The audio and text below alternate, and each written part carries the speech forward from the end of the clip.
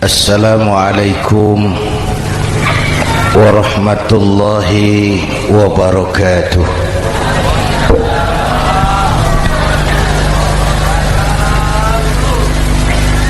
Alhamdulillahi wa kafa, wassalatu wassalamu ala sayyidina Muhammadin al-Mustafa wa ala alihi wa ashabihi ahli sidqi wal wafa, amma ba'd. Para ulama, para habaib, para masyayikh yang saya muliakan, yang terhormat Bapak Kapolres dan Bapak Dandim, Sahibul Bait, segenap keluarga besar Pondok Pesantren Raudhatul Muta'allimin Al-Aziziyah, bapak-bapak, ibu-ibu, hadirin hadirat ma'asyiral muslimin yang saya cintai. Saya bersyukur dapat menghadiri haflah Maulidin Nabiil Karim, dan saya bangga dan terharu dengan keberadaan Pondok Pesantren Raudhatul Muta'allimin Al-Aziziyah ini. Sekarang ini banyak orang bisa memberi contoh, tapi sedikit orang bisa menjadi contoh. Memberi contoh itu mudah, tapi menjadi contoh itu yang sulit. Oleh karena itu, pada kesempatan ini kita ingin mengambil contoh bagaimana Rasul melaksanakan perjuangan. Apa modal utamanya? Saya sampaikan 3 sajalah, mudah-mudahan selesai 10 menit. Yang pertama, modal utama perjuangan baginda Rasul adalah akhlakul karimah. Memperbaiki akhlak dengan akhlak. Oleh karena itu, Suramadu sudah selesai. Dari dan ke Madura jadi lebih mudah. Bahkan Madura akan jadi daerah industri. Tetapi yang kita ingin, Madura tetaplah Madura. Akhlak tidak boleh berubah. Zaman boleh berubah, akhlak tidak. Masa boleh berganti, tapi keyakinan tidak boleh mati. Nah, soalnya adalah kepada siapa kita harus berakhlak. Kita itu kan harus berakhlak kepada 2. Kita harus berakhlak pertama kepada Allah. Ini yang terpenting. 13 tahun Rasul berjuang di Mekah hanya memperbaiki akhlak kepada Allah, menanamkan tauhid, meluruskan akidah, membangun keyakinan. 13 tahun di Mekah itu, dengan perhitungan kalau fondasi kuat, bangunan aman. Kalau fondasi melenceng, bangunan bengkok. Kalau fondasi rapuh, bangunan runtuh. Bangunan bagaimana fondasinya? Orang hidup bagaimana imannya? Kekuasaan dan jabatan baru ada manfaatnya kalau dipegang tangan orang beriman. Kalau tidak, yang muncul Fir'aun. Harta baru terasa manfaatnya kalau dipegang tangan orang beriman. Itulah sebabnya bangsa kita ini bukan cuma perlu orang pintar, kita perlu orang benar. Bahkan di masyarakat lebih baik benar tidak terlalu pintar ketimbang pintar tapi tidak benar.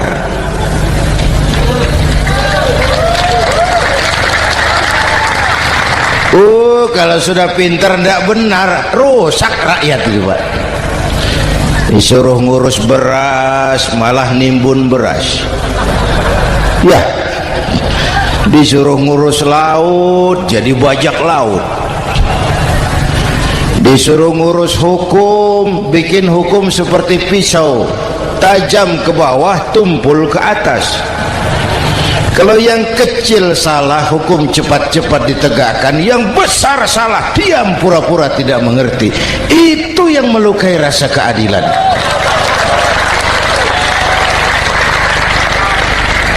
Mulai dari akhlak kepada Allah. Bagaimana cara berakhlak kepada Allah? Caranya dua. Pertama, jangan menyekutukannya dengan sesuatu pun. Yang kedua, jangan menyembah kecuali hanya kepadanya. Itu akhlak kepada Allah. Konsisten, disiplin. Saya bersaksi tiada Tuhan selain Allah, maka saya tidak akan menyembah kecuali hanya kepada Allah. Saya tidak akan takut kecuali hanya kepada Allah. Saya tidak akan minta tolong kecuali hanya kepada Allah. Saya tidak akan melarikan persoalan kecuali hanya kepada Allah. Saya bersaksi Nabi Muhammad utusan Allah, Nabi terakhir. Tidak ada Nabi sesudah Nabi Muhammad. Harga mati, titik. Disiplin. Ada yang mengaku jadi Nabi, wajib tidak percaya. Disiplin. Sekarang ini kan bangsa kita disiplinnya lemah. Korupsi agak sulit diberantas karena pejabat kita takut atasan tapi nggak takut Tuhan.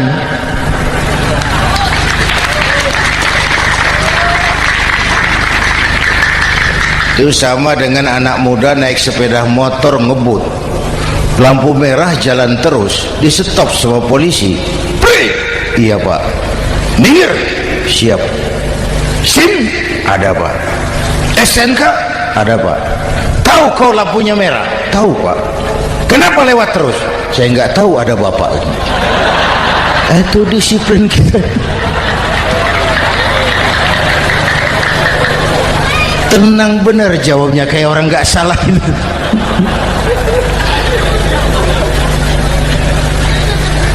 Iman. Apalagi belakangan ini saya sering bilang gini Pak, ini humor tapi agak tasawuf. Orang yang paling tenang hidupnya itu tukang parkir. Coba lihat tukang parkir, walaupun mobil banyak, mereknya bagus-bagus, tidak pernah sombong. Ini tenang. Nanti mobil pergi satu demi satu, habis sama sekali, dia tidak sedih. Tenang. Mobil banyak tidak sombong, mobil habis tidak sedih. Apa rahasianya? Ternyata ini tasawufnya di sini. Tukang parkir tidak merasa memiliki, tapi merasa dititipi. Itu. Siapa saja yang merasa memiliki, bersiaplah kehilangan, dan itu menyakitkan. Tapi kalau merasa dititipi, jabatan, harta, anak, istri, semua titipan, hiduplah seperti tukang parkir. Pertama, titipan tidak boleh bikin kita sombong. Dititipi kok sombong, tidak pantas. Ya, Pak Zainuddin titip mobil ya, silakan. Yang punya mobil pergi, saya petatang peteteng. Tidak pantas dititipi kok sombong. Ada orang dititipi jabatan oleh Allah sombong. Dititipi sombong. Ada enggak pejabat sombong? Ada. Namanya Fir'aun. Itu pejabat-pejabat sombong anak buah Fir'aun semua. Dititipi harta oleh Allah, jadi orang kaya sombong, sama tetangga tidak mau kenal orang lain, kecil semua, jalan tidak injak tanah. kuntilanak. Yang kedua penting, titipan harus dijaga baik-baik. Kalau tidak, yang nitip marah. Yang nitip marah. Pak, titip sepeda motor, silakan.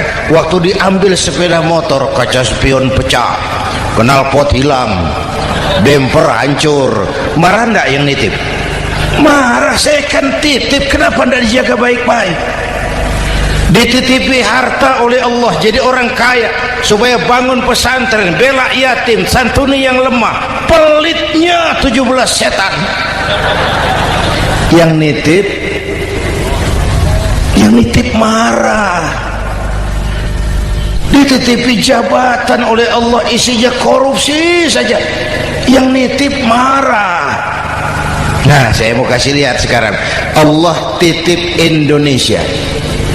Allah titip Indonesia. Hai rakyat, ini Indonesia, aku titip, kata Allah. Sebentar, ada meja mau naik. Silakan, Mas. Iklan.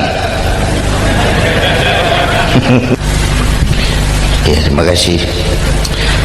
Jangan disangka kalau disediakan air teh pidatonya jadi lama. Dekorasi ini kok. Sampai mana tadi? Hai rakyat, ini Indonesia, aku titip, kata Allah.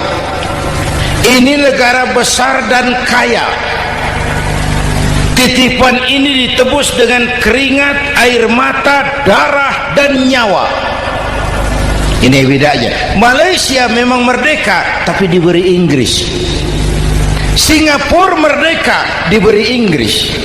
Indonesia merdeka, keringat, air mata, darah, dan nyawa. Ini negara aku titip, kata Allah. Ini negara besar dan kaya. Buminya subur. Di atas perut buminya segala tanaman hidup. Di bawah perut buminya ada gas, minyak, batu bara. Lautnya kaya, hutannya kaya. Kekayaan negeri ini harus digunakan bagi sebesar-besar kemakmuran rakyat. Itu amanat konstitusi. Disalahgunakan, dikorupsi, yang nitip marah. Yang nitip marah. Kalau dia marah, dia suruh makhluknya yang lain negur. Siapa? Merapi, Bromo, anak Krakatau. Itu Merapi demo, Pak. Kalau kita rakyat demo, anak buahnya Pak Danres turun. Tapi kalau Merapi demo, siapa yang mau ngatasi? Mbak Marijan. Selesai. Sekarang Mbah Marijan sudah kumpul sama Mbah Surip di alam barzah. Dia sudah ketemu dia. Kata Mbah Surip, tenang Mbah Marijan, tak gendong, aman sudah. Aman sudah. Saya mau bilang Merapi itu makhluk, Krakatau itu makhluk, Bromo itu makhluk. Tidak mungkin makhluk bergerak dengan sendirinya, pastilah ada yang menggerakkan. Maka baik-baiklah sama yang bikin angin supaya bertiupnya sesuai keperluan. Baik-baik dengan yang bikin air supaya datangnya sesuai kebutuhan. Baik-baik sama yang bikin gunung supaya meletusnya pelan-pelan.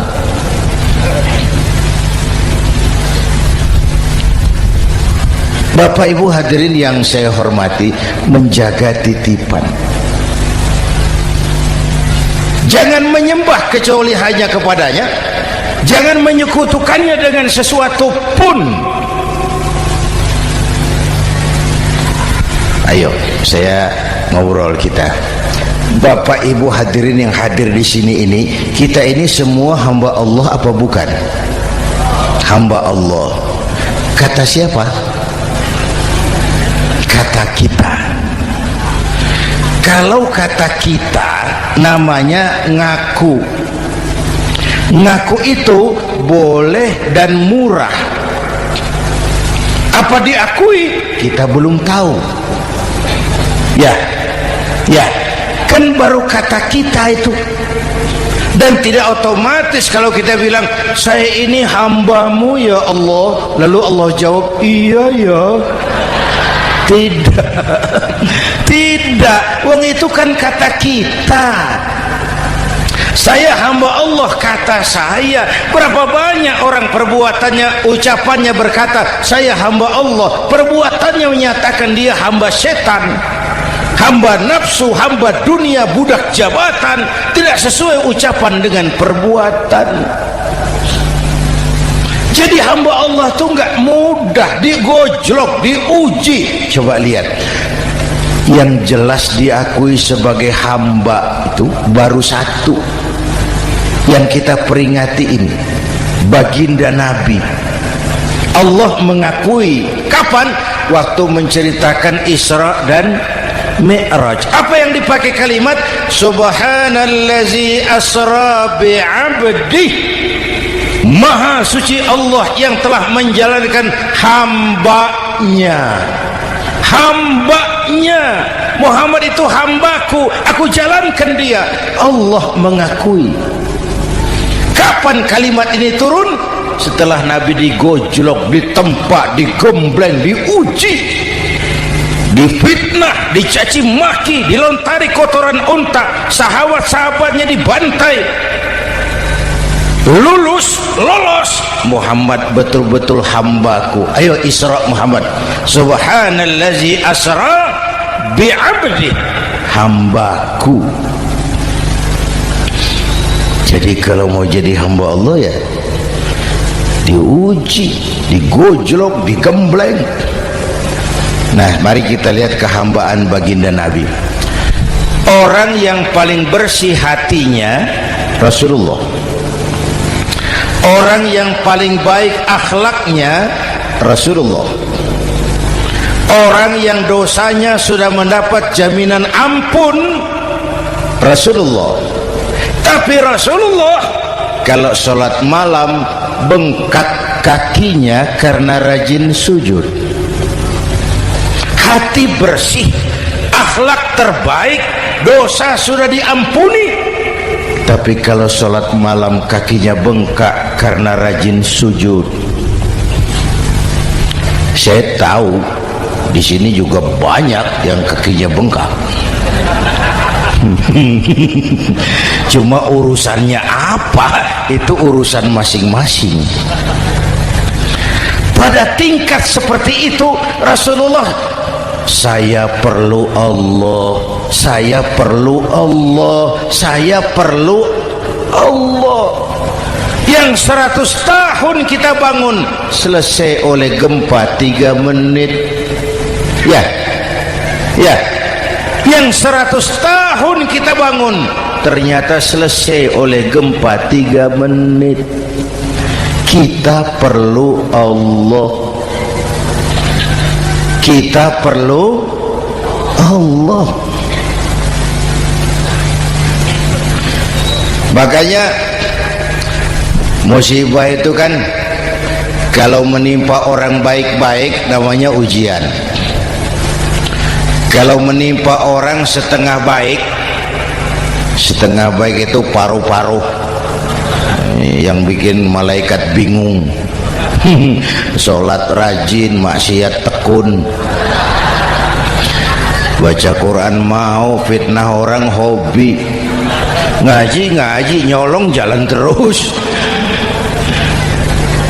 Untung di sini nggak ada yang begitu. Di Jakarta banyak. Di sini insya Allah sama. Jakarta. Orang separuh-separuh seperti itu kalau dapat musibah itu namanya teguran, bukan ujian. Kenapa ditegur? Lalai. Nah, kalau orang jahat dapat musibah itu namanya persekot. Uang muka tanda jadi. Kontannya nanti di akhirat. Kalau diuji bukan saja harus sabar, tapi harus lulus. Kalau ditegur, introspeksi, perbaiki yang kurang, kurangi yang memang berlebihan. Bertali-tali, bersambung-sambung musibah ini, dan musibah kalau datang tidak pernah memilih, tidak pernah memilih. Bapak Ibu hadirin yang saya muliakan, jadi mari yang pertama jaga akhlak kita kepada Allah. Jangan menyekutukannya dengan sesuatu pun, jangan menyembah kecuali hanya kepadanya.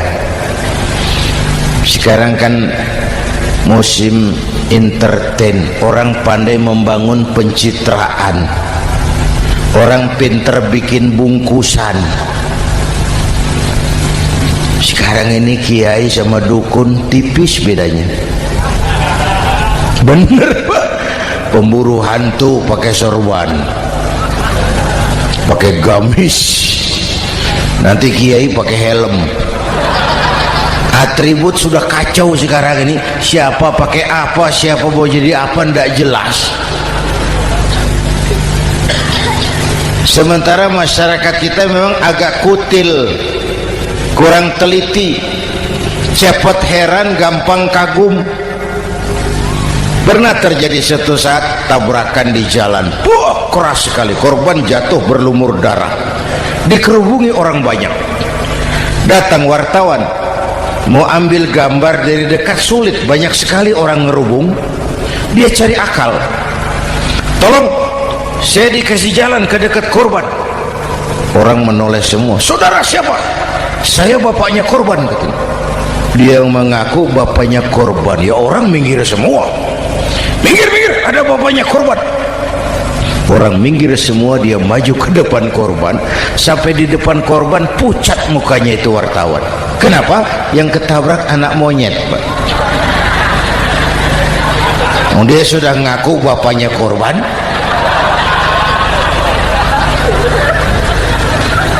Ini cerita pendek tapi pesannya dalam. Kalau belum kenal benar jangan cepat-cepat ngakui.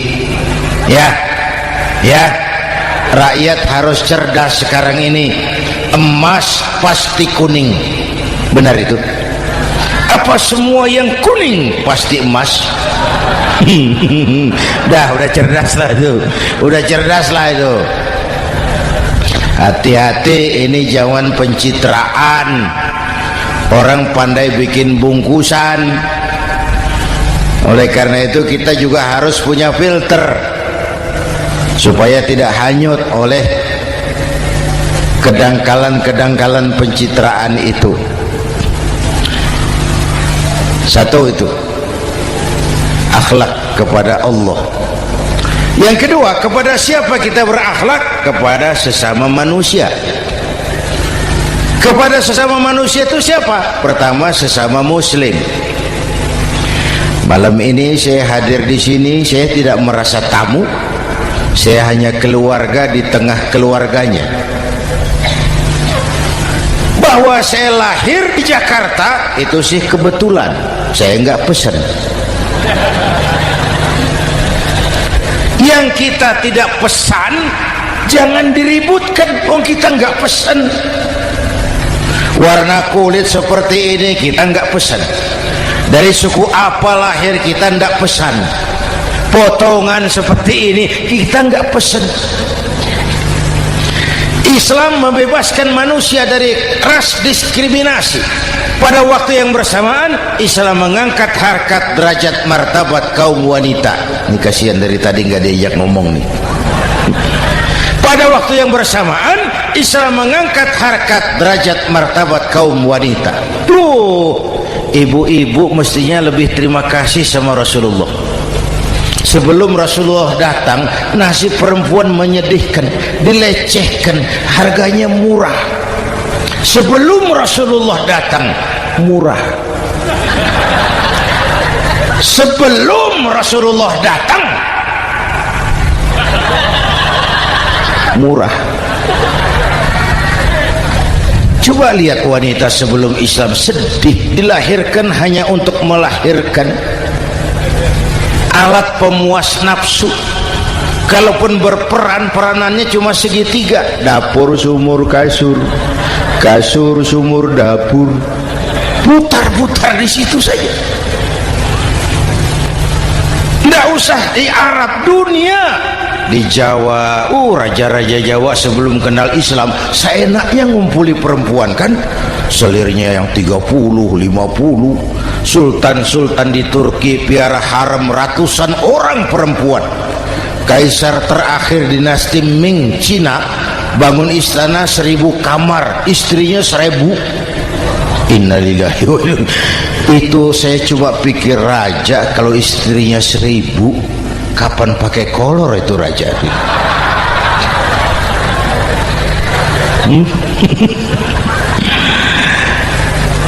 Rasulullah datang terenyuh, an-nisa imadul bilad, perempuan jangan diperlakukan begitu, perempuan tiang negara. Kalau baik perempuan, baik negara. Kalau rusak perempuan, hancur negara. Waktu ditanya, ya Rasul, siapa yang paling harus saya taati di dunia? Ibumu. Setelah itu siapa lagi? Ibumu. Setelah itu siapa lagi? Ibumu. Setelah itu siapa lagi? Bapakmu. Menghargai perempuan, ibumu, ibumu, ibumu, bapakmu. Ibu 3 kali disebut, bapak 1 kali, ibu 3 kali, bapak 1 kali, ibu 3, bapak 1, bapak. Gimana sih ngitungnya jadi kerok begini? Salah ngitungnya, salah.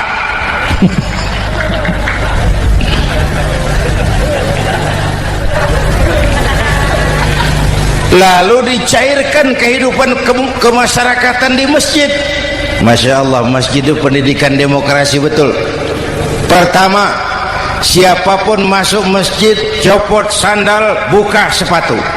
Benar itu? Ini masyarakat yang mau kita bangun. Tidak ada warga negara kelas 1, semua sama. Lurah masuk masjid buka sepatu, rah. Camat masuk masjid buka sepatu, mat. Gubernur masuk masjid buka sepatu, Nur. Nikmatnya masyarakat masjid. Nikmatnya masyarakat masjid. Coba, binatang saja harganya tidak sama toh. Sapi yang mahal, yang gemuk, betul? Karena harga sapi pada dagingnya. Makin gemuk sapi, makin mahal harganya. Tapi ada burung perkutut lebih mahal dari sapi, padahal dagingnya sedikit, betul. Kenapa harganya lebih mahal dari sapi? Harga perkutut suaranya. Di mana harga manusia yang paling gemuk? Silahkan bersaing dengan sapi. Maaf.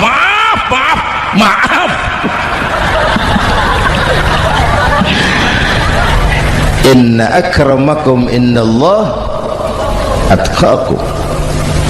Masyarakat masjid sudah coba sandal, buka sepatu, sudah masuk ke dalam sholat berjamaah.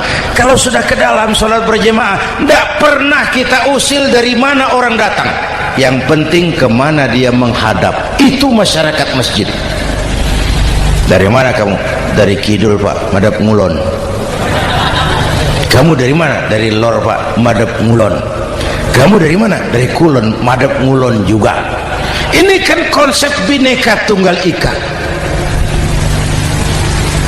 Dari manapun orang datang, apapun warna kulitnya, dari suku apapun ia dilahirkan, kalau akidahnya sama, itu saudara kita.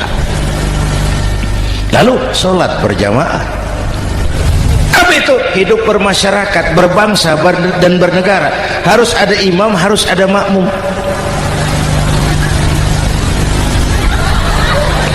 Kenapa? Ini saya harus agak hati-hati ya, pakai sarung angin ini. Apa tadi ngomong apa saya?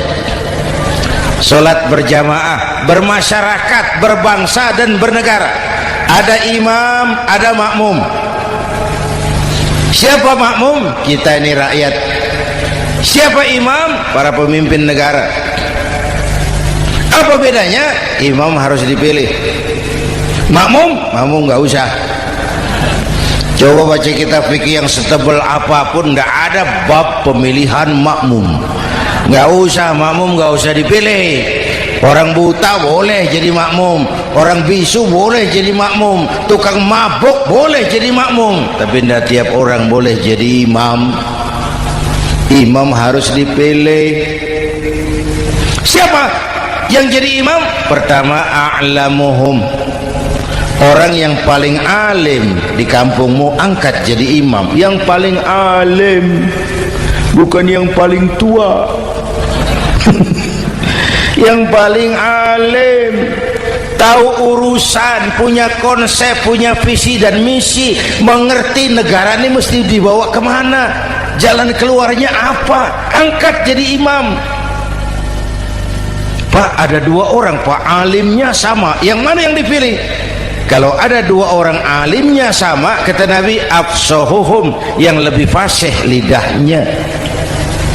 Apa artinya fasih? Nyambung sama rakyat, tahu apa yang dimaui rakyat, nyambung. Tidak sah orang fasih bermakmum kepada imam cedal.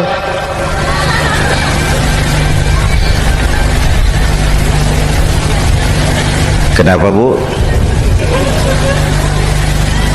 Nyambung. Capek kalau punya imam gak nyambung sama makmum. Makanya kalau sudah jadi imam, pesan Nabi apa? Idza amma ahadukumun nasa falyukhaffif. Kalau kamu jadi imam, ringankan solat kamu, jangan terlalu panjang. Itu makmum tidak sama kekuatannya. Ada yang tua renta, diri saja sudah gemetar. Ada makmum yang punya darah tinggi, kalau sujud lama kepalanya sakit. Ada makmum yang sudah janji habis sholat mau terima uang. Jangan kalau sudah jadi imam di kota, sholat isya berjamaah, rakaat pertama selesai Fatihah, Yasin, bubar makmum itu. Jadi imam jangan terlalu lama. Kayak Husni Mubarak tuh, kelamaan jadi imam. 30 tahun, rakyat capek.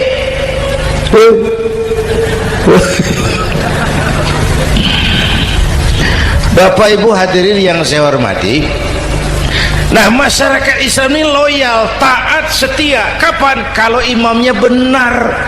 Imam takbir, makmum takbir, imam ruku', makmum ruku', imam i'tidal, makmum i'tidal, imam sujud, makmum sujud. Tapi masyarakat Islam tidak buta. Imam keliru, makmum wajib menegur. Ya, bagaimana negurnya? Mestinya ruku, imam sujud. Wah, keliru ini. Subhanallah, kan gitu. Itu aturan main. Tidak boleh imam keliru, makmum emosi, main pegang, mam, hoi salah, hoi, kacau sholat.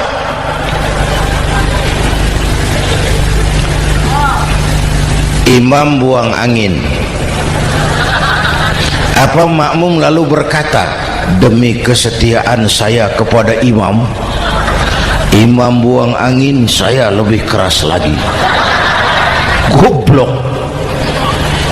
Iyyaka na'budu wa iyyaka nasta'in. Sampai situ imam buang angin, minggir. Tidak usah ribut. Yang di belakang satu orang maju ke depan, lanjutkan pekerjaan imam. Yang penting imam tahu diri, buang angin, minggir. Ini negara rusak karena imam sudah buang angin. Tenang aja, kayak orang nggak salah itu loh.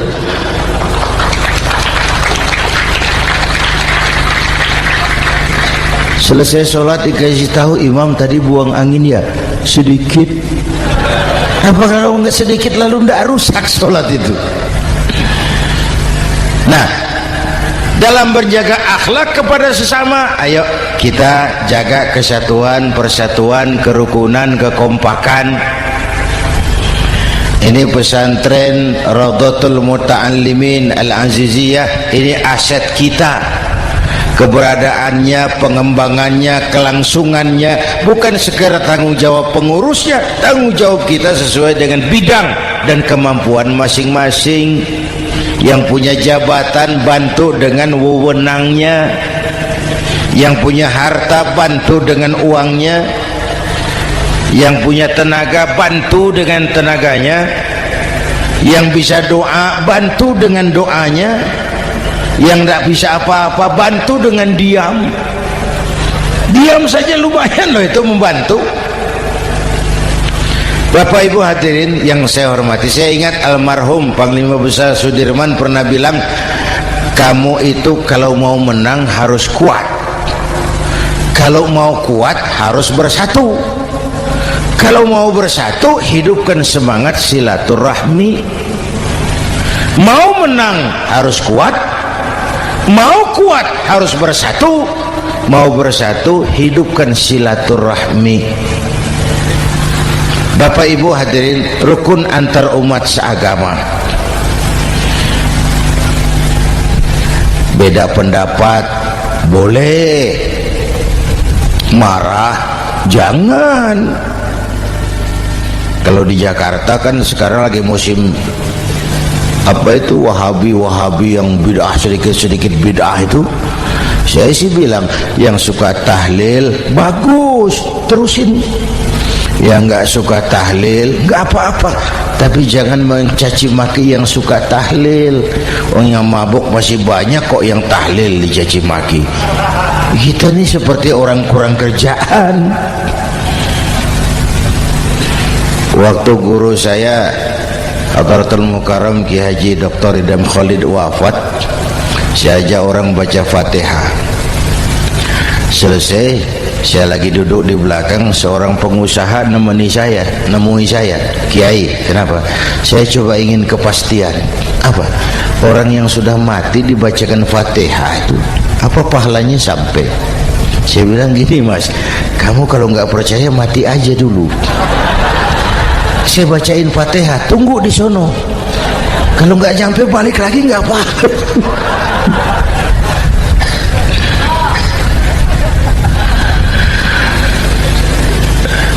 Depan rumah saya itu ada masjid, Pak, pakai beduk seperti itu. Ada teman saya Kiai pakai beduk masjidnya. Iya pakai.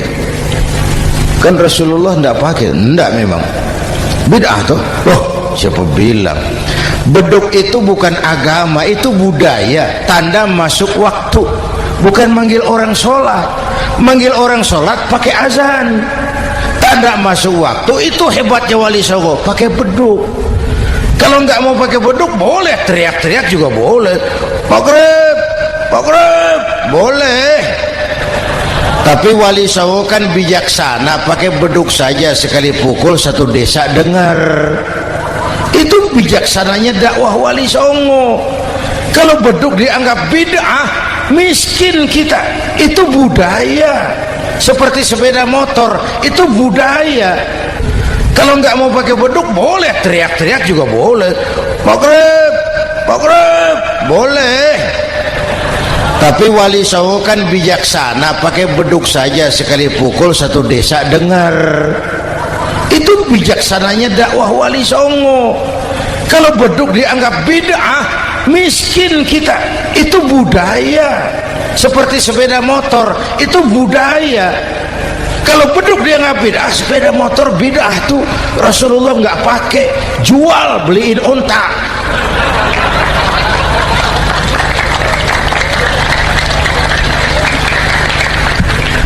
Ayo cari persamaan, jangan memperbesar perbedaan. Hormati pendapat orang kalau pendapat kita juga ingin dihormati. Kasus Ahmadiyah meledak lagi di Gresik, Banten. Lalu pendekar-pendekar HAM menganggap itu tirani, mengganggu kebebasan beragama. Dia lupa bahwa Ahmadiyah masalahnya bukan kebebasan beragama, tapi penodaan terhadap agama. Kalau kebebasan beragama sih umat Islam welcome. Orang mau Hindu, mau Buddha, mau Kristen bebas memilih agamanya masing-masing. Tapi ini kan Ahmadiyah lain, ngakunya Islam tapi ada nabi lagi sesudah Nabi Muhammad, namanya Mirza Ghulam Ahmad, asal dari India. Saudara hadirin yang saya hormati, ini yang prinsip penodaan terhadap agama. Kalau nggak ngaku Islam nggak masalah. Supaya mau aman caranya cuma dua, Ahmadiyah jadi agama sendiri, karena Malaysia sudah melarang, Brunei sudah, Rabithah Alam Islami menyatakan aliran sesat, Saudi Arabia melarang pengikut Ahmadiyah pergi bikin haji, dia dianggap non muslim. Cuma memang pemerintah kita nggak tegas. Kalau dari dulu dinyatakan dilarang, nggak akan ada lagi kasus-kasus seperti itu.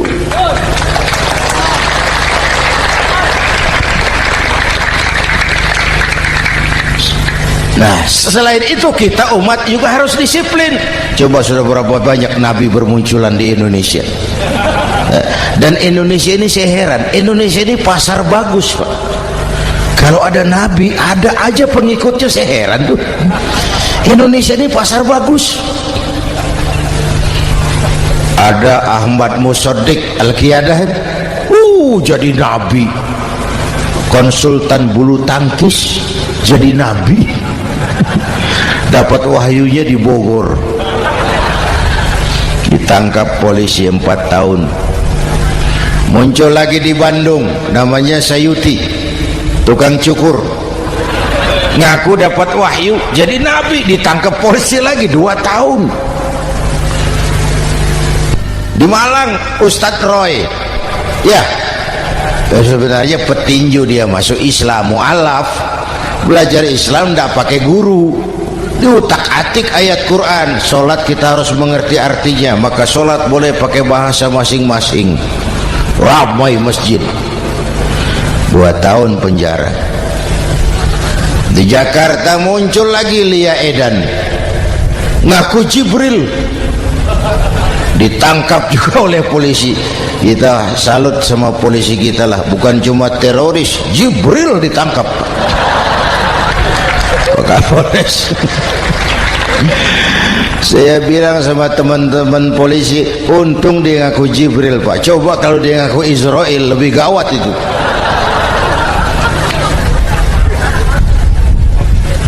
Yang parah, antara Cirebon Losari, dia perbatasan Jawa Tengah Jawa Barat, pernah muncul agama baru namanya agama Jasun, agama Jawa Sunda, agama Jasun Jawa Sunda.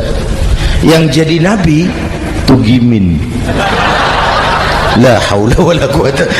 Saya bilang ini jangan jadi nabi, jadi kiai juga nggak angker ini. Al Mukarram Bapak Kiai Tugimin, nggak enak. Yang lebih ndak enak selawatannya loh itu. Kalau kita kan tadi nikmat tuh, ya Habibi ya Muhammad, nikmat rasanya tuh. Coba ganti sama yang tadi, wah enggak, ya Habibi ya Tugimin, enggak enak itu, Pak. Jadi umat Islam itu sangat menghormati orang lain agama. Soal agama orang lain, lakum dinukum, awas hati-hati kalimatnya. Kita menghormati orang lain agama. Soal agama orang lain, lakum dinukum, kita memang yakin cuma Islam agama yang benar, tapi bukan berarti kita boleh menghina agama orang lain. Kenapa? Kalau agama kita yang dihina, kita kan sakit hati. Orang lain sama dong. Itu sebabnya Allah berpesan, jangan kau caci maki Tuhan mereka, karena mereka akan balas mencaci maki Tuhanmu. Dan itu artinya mencaci maki aku, kata Allah. Jelas ini? Jelas? Justru karena umat Islam mayoritas di Indonesia, maka kerukunan antar umat beragama terjaga dengan baik. Oh, kalau umat Islam mau main kasar, mau main kayu, mau main keras, umat Islam ini 85%, yang lain pasti selesai. Saya jamin selesai. Tapi kan tidak. Kita sadar betul ini negara Pancasila. Kita sadar betul bahwa kita harus menghargai orang lain agama, menjaga kerukunan, rukun antar umat beragama. Yang ketiga, rukun antar umat beragama dengan pemerintah. Dulu kiai saya bilang, sultanun zulum khairum min fitnatin tadum. Pemerintah yang jelek pun sebenarnya masih lebih lumayan ketimbang tidak ada pemerintahan. Kalau itu ukurannya. Coba umpama nanti Pak SBY sudah terlalu pusing, lalu pengumuman jam 000, seluruh rakyat Republik Indonesia saya umumkan mulai malam ini tepat jam 000 pemerintah bubar. Ayo bayangkan seperti apa kita tanpa pemerintah. Hukum rimba, yang kuat menekan yang lemah, yang kaya merampok yang miskin. Rumah saudara dirampok, lapor ke polisi, kata Kapolres, maaf polisi, baru bubar. Hak asasi diinjak-injak, lapor ke pengadilan, pengadilan bubar. Masih ada pemerintah saja yang kuat suka menekan yang lemah, apalagi kalau tidak ada pemerintah. Karena itu ulama dan umara dua pilar utama. Kalau kuat keduanya, kuatlah masyarakat. Kalau rapuh keduanya, maka rapuhlah juga masyarakat. Bapak Ibu hadirin yang saya hormati, ini yang kedua, kita harus berakhlak kepada sesama. Yang ketiga, kepada siapa kita harus berakhlak? Kenapa? Iya, saya cuma lihat jam. Yang ketiga, kepada siapa kita harus berakhlak? Kita ini harus berakhlak kepada makhluk Allah yang lain di luar manusia. Kepada air kita harus berakhlak loh Pak.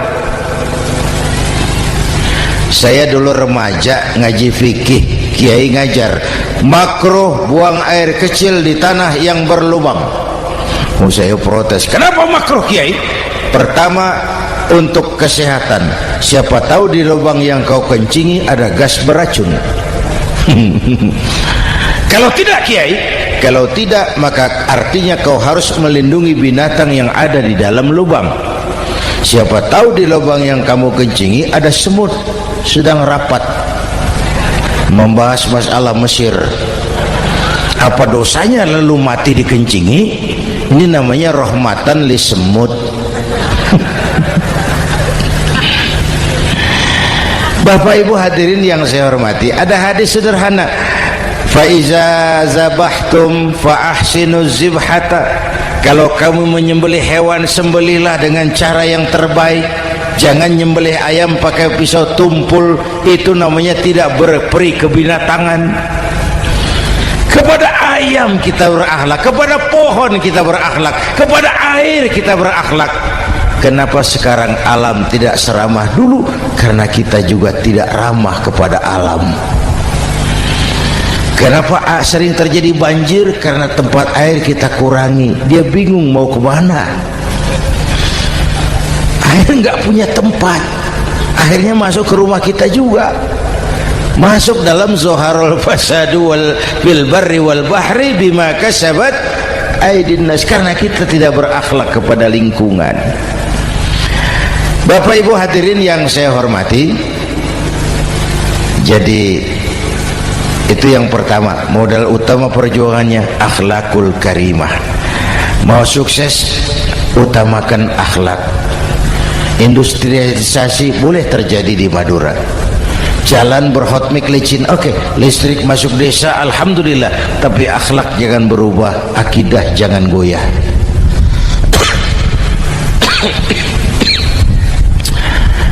Teknologi tidak bahaya, yang bahaya orang yang menggunakannya.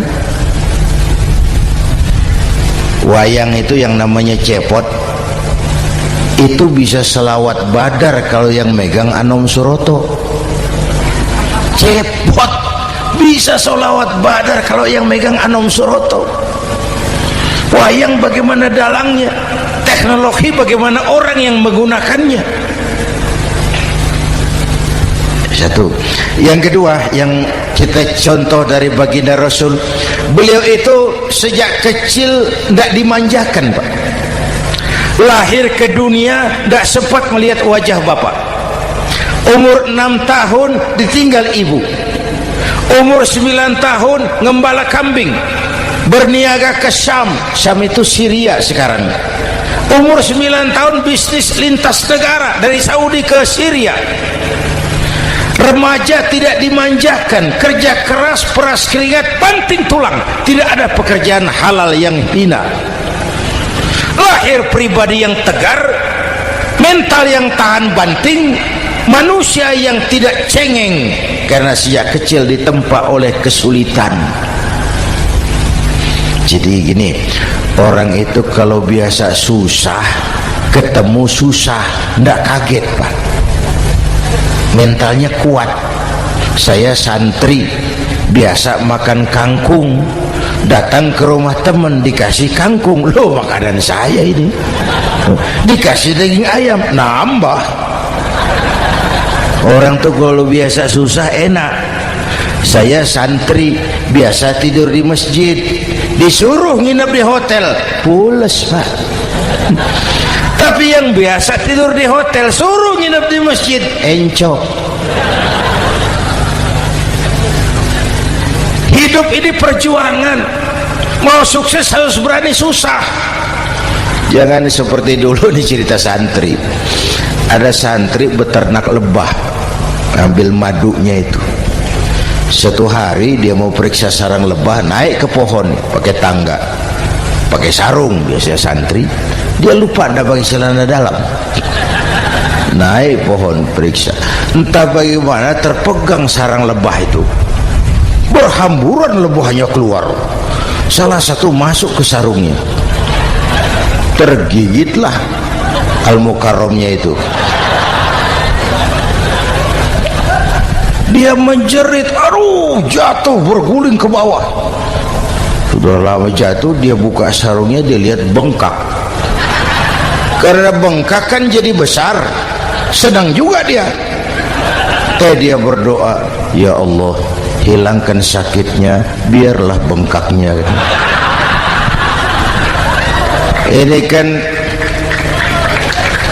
Ini doa orang nggak konsekuen. Bengkak dan sakit itu paket. Mau bengkak ya harus berani sakit.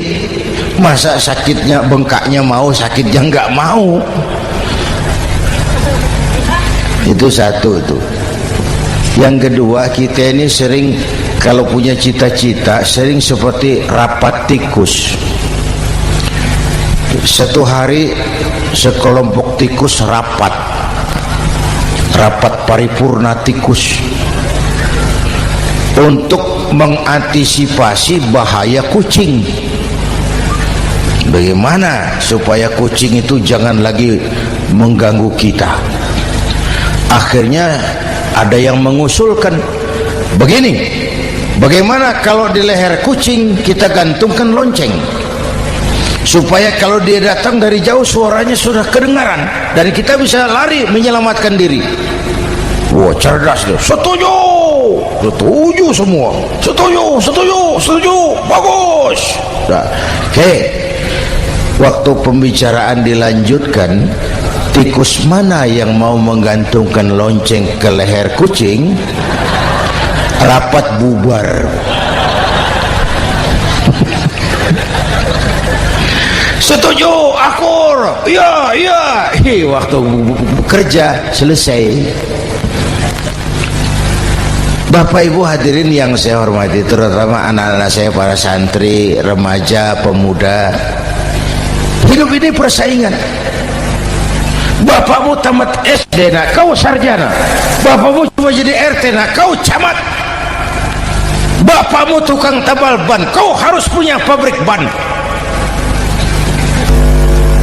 Anak saya pertama dulu, saya titip mondok di Tebu Ireng. Tahun pertama pulang saya kontrol, sini kau, apa hasilmu setahun di pesantren?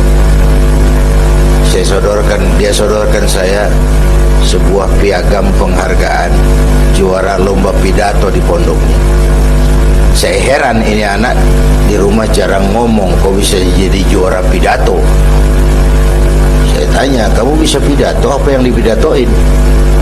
Dia bilang, kan kaset ayah dihafalin gitu. Ya saya ketawa juga, waktu itu dia masih anak-anak. Baiklah, baiklah, tapi apa cita-citamu? Saya kepengen seperti ayah. Wah, kau ini salah. Kalau aku ayahmu di matamu menurutmu hebat, mestinya kau 10, 100, 1000 kali lebih hebat dari orang-orang yang kau anggap hebat. Karena tantanganmu akan lebih berat dari tantangan yang aku hadapi sekarang. Kalau kau sama dengan aku, kau ditinggalkan zaman karena kau tidak mampu menjawab tantangan zamanmu. Bapak Ibu hadirin yang saya hormati, persaingan tajam, tantangan makin berat.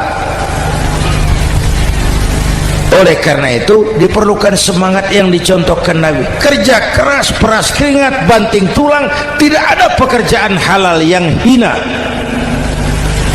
Sejak kecil ditempa oleh kesulitan. Asal jangan seperti saya tadi ngobrol sama teman-teman, sekarang ini di negara kita banyak politisi miskin negarawan. Pejabat-pejabat kadang-kadang kalau melihat rakyat tuh komentarnya nggak berpihak kepada rakyat. Saya ingat waktu Mentawai dihantam gempa, Nias hancur, infrastruktur hancur, rumah rakyat luluh lantak. Ketua DPR Pak Marzuki Ali bilang, bagaimana itu rakyat? Ya itu resikonya punya rumah di pinggir laut. Waduh, ini bukan komentar pemimpin, rakyat lagi susah kok dibilang kayak gitu. Saya prihatin dengan ucapan kayak gitu. Waktu cabai 100.000, di sini berapa sekarang? Sama ya.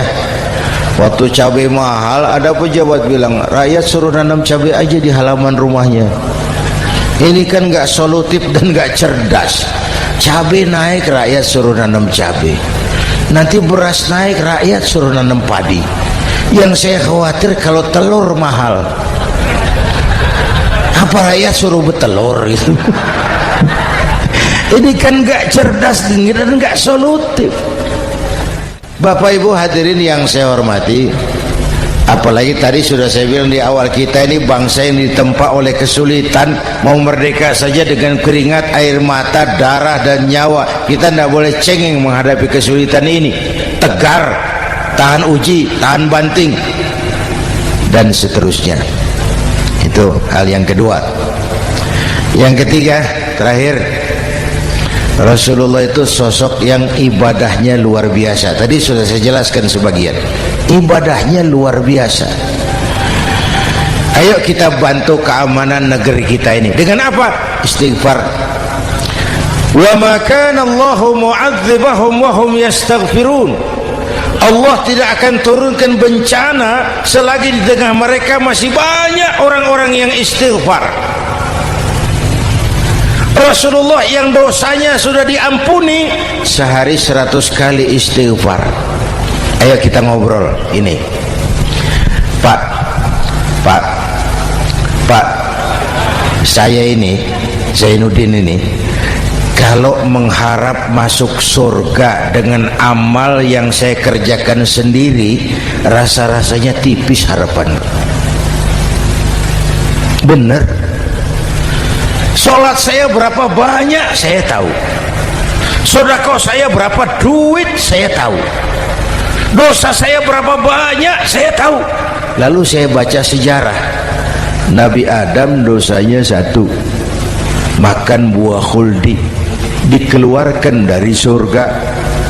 Nabi Adam dosanya 1, dikeluarin. Kita dosanya banyak, kepengen masuk. Ini nggak nyambung ini. Nabi Adam dosanya 1, dikeluarin dari surga. kita dosanya banyak, kepengen masuk, nggak nyambung. Apa yang bikin saya besar hati? Apa yang bikin saya optimis? Ada dua, Pak. Pertama yang disebut rahmat Allah, yang kedua disebut syafaat Rasulullah. Dua itu, Pak.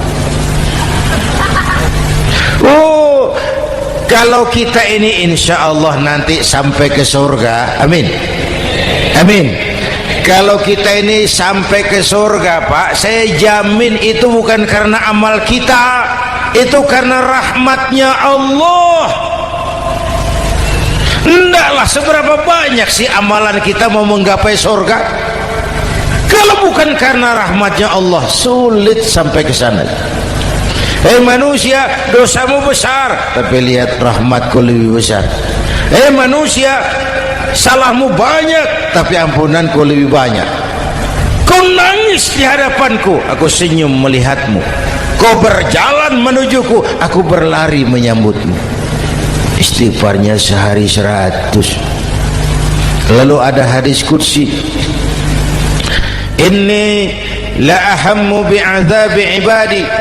Kadang-kadang aku pengen turunkan azab bencana kepada manusia, tapi ketika aku melihat 3 perkara, murkaku surut, bencana aku tarik kembali. Coba perhatikan hadis kursi ini. Allah mau marah ndak jadi, bencana ditarik, musibah diangkat. Kenapa? Ada yang meredam murka Allah. Allah nggak jadi marah. Siapa? Pertama, suyukhan rukka. Aku lihat orang-orang tua tengah malam sujud sambil berlinang air mata, nangis di hadapan Allah. Itu kita hutang jasa loh, Pak, sama orang-orang yang tengah malam sujud nangis di hadapan Allah. Lihat yang begitu Allah tidak jadi marah.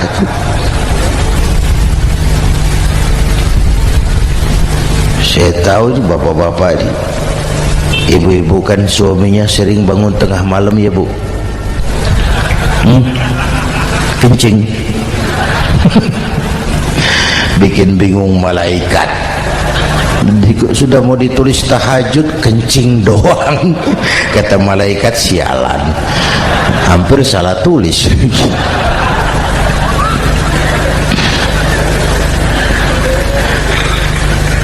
Aku lihat orang tua tengah malam sujud sambil berlinang air mata. Lalu aku lihat bayi-bayi tanpa dosa masih menyusu, sibyanan rudda. Bayi-bayi tanpa dosa masih menyusu, suci bersih, belum ternoda. Wa bahaiman rudda. Dan aku lihat binatang ternak melata mencari makan, kambing mudah cari rumput, alam terjaga keasriannya. Bagaimana bencana nggak mau nambah, kita mengamalkan hadisnya juga terbalik. Yang diminta itu orang tua tengah malam sujud, bayi tanpa dosa nyusu. Sekarang bayi tanpa dosa dibuang ke tempat sampah gara-gara orang tua tengah malam nyusu. Terbalik namanya. Yang diminta itu orang tua tengah malam sujud, bayi tanpa dosa nyusu. Ini bayi tanpa dosa dibuang ke tempat sampah gara-gara orang tua tengah malam.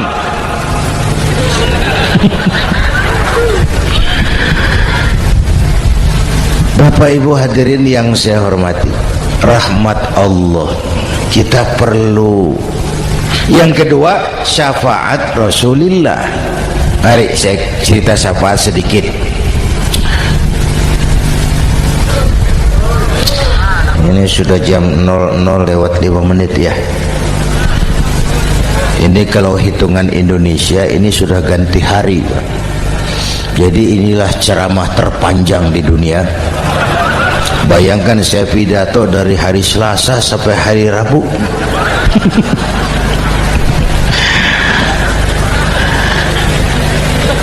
Syafaat agak saya singkat ceritanya.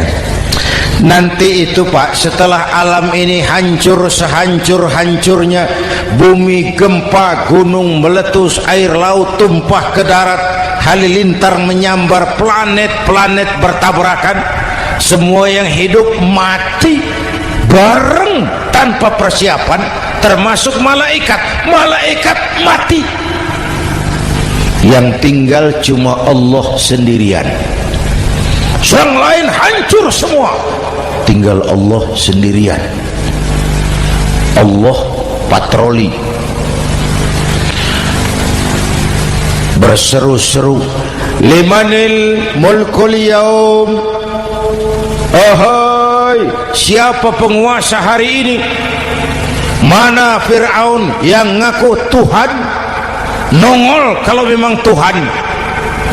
Mana Abrahat, mana Namrus, mana itu Benito Mussolini, mana itu Adolf Hitler, mana itu Hosni Mubarak? Penguasa-penguasa yang ngaku berkuasa, nol kalau memang penguasa. Gak ada yang jawab Pak, semua sudah rebah. Allah lalu berkata, la ilaha illa ana. Ternyata tidak ada Tuhan lain selain aku. Allah sombong waktu itu. Kalau Allah sombong itu pantas. Orang hadis kursi mengajarkan al-kibriya'u libasi, sombong itu pakaianku, kata Allah. Cuma aku yang pantas pakai. Kamu manusia nggak pantas pakai pakaianku, kebesaran. Pakaian Allah mau dipakai, sombong itu pakaian Allah, cuma Allah yang pantas pakai. Nanti itu yang pertama dihidupkan bukan kita, malaikat dihidupkan lebih dulu. Tiupan pertama, malaikat hidup semua, diatur panitia akhirat. Yang nyambut tamu siapa, yang pimpin marawis siapa, Malik siap, sediakan neraka.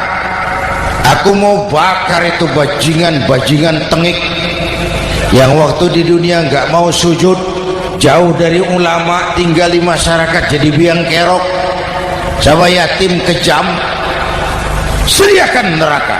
Baik Ridwan, iya, sediakan surga.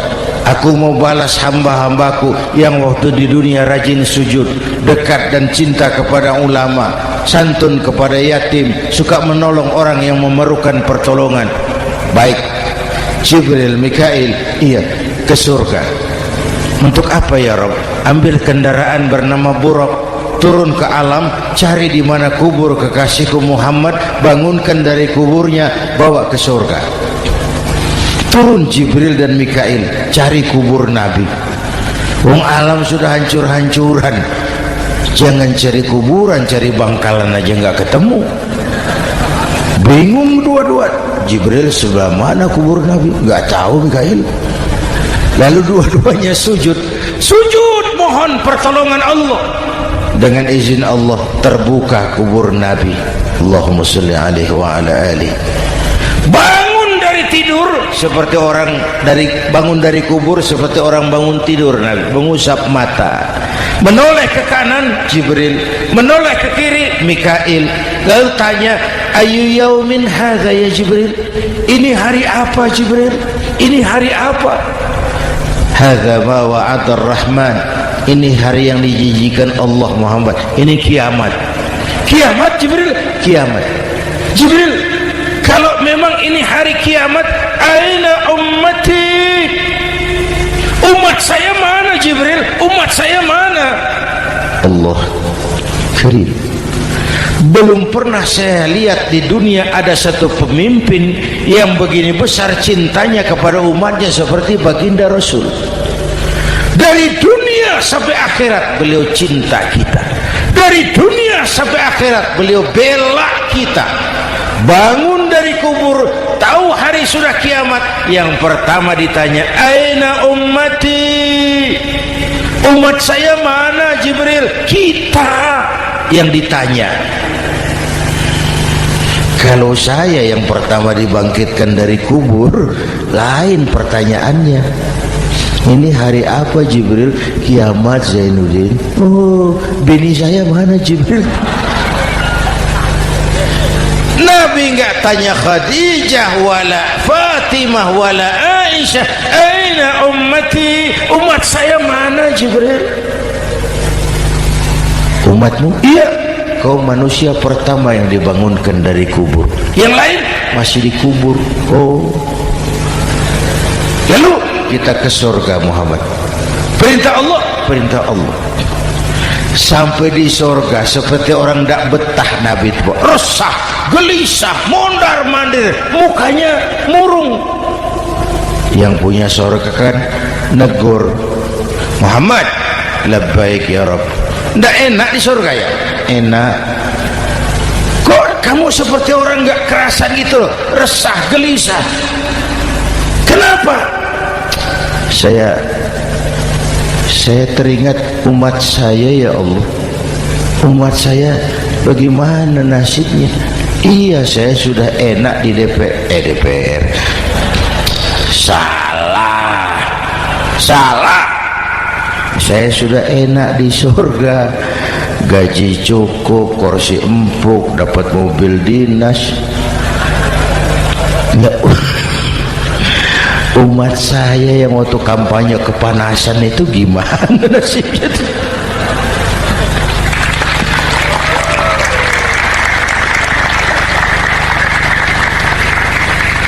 Makanya dulu di Senayan, di depan kantor DPR tuh banyak tukang kaca jualan di situ. Saya bilang tukang kaca pintar dagangnya di situ. Pasti maksudnya supaya yang mau berkantor di situ ngaca dulu. Ya, wakil lurah pasti tidak lebih tinggi dari lurahnya. Wakil camat tidak lebih tinggi dari camatnya. Ini kenapa wakil rakyat kok selalu lebih tinggi dari rakyatnya?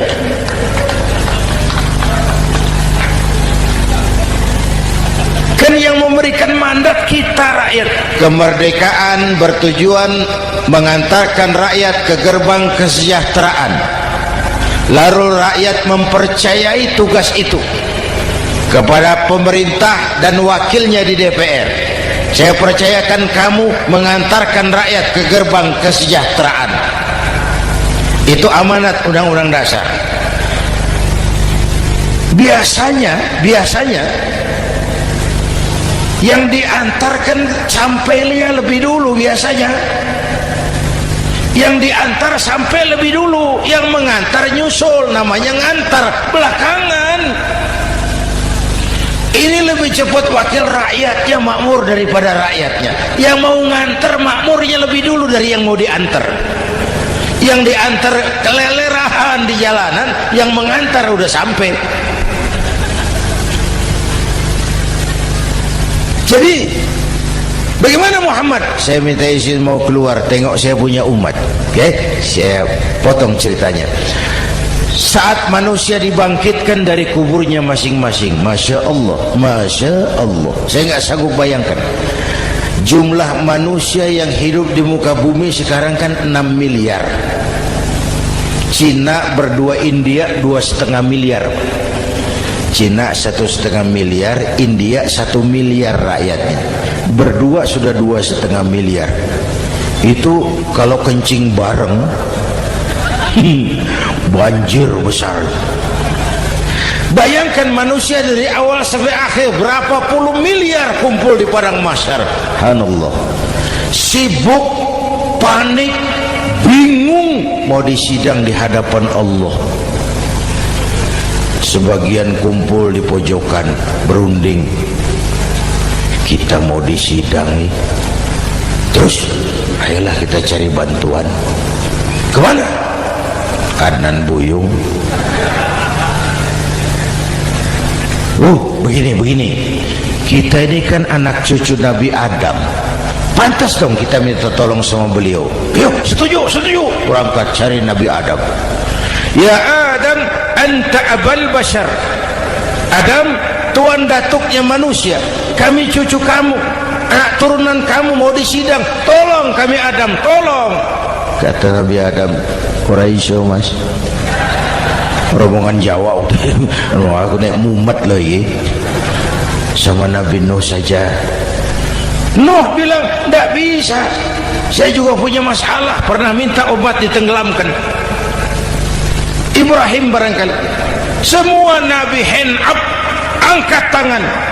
Dikala itu yauma la yanfa'u malun wala banun, di mana harta tidak ada lagi artinya, anak-anak tak jadi beban, tiap orang sibuk dengan urusannya sendiri-sendiri. Saat itu ada satu pemimpin, Allahumma salli alaihi wa ala alihi, diizinkan Allah.